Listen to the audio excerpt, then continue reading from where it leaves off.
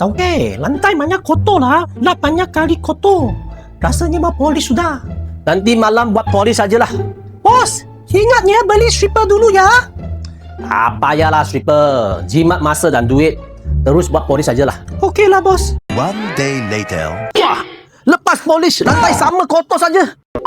Inilah masalah biasa yang cleaner selalu buat. You tak tanggalkan polish yang lama, tetapi terus apply polish yang baru atas lantai. Ini bukan buat polish. Ini tambah masalah, kotoran dia masih tertinggal di bawah lantai. Sebelum kita nak buat polish baru, kalau kita tak tanggalkan polish yang lama atau wax yang lama, kotoran dia duduk atas permukaan. Lepas tu kita apply polish.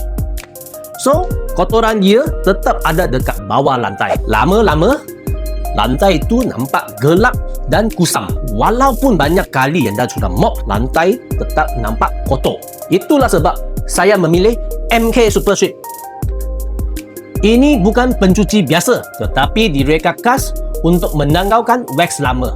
Inilah 4 langkah kita memakai MK Super Strip. Nombor 1, buat campuran 1:1 dalam baudi. Kedua, pakai Super Strip dan mop atas lantai. Ketiga, biar Super Strip itu rendam itu wax lama dalam masa 3 hingga 5 minit. Dan keempat, inilah masa kita pakai scrubbing machine untuk buat strip.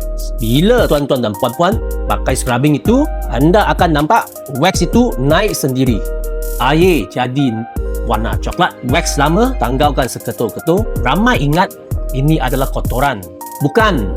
Ini adalah wax lama yang bertahun-tahun dekat lantai sudah tanggal keluar. Strip sekali, polish senang. Inilah MK Super Strip. Sebarang pertanyaan, sila menghubungi kami di bawah.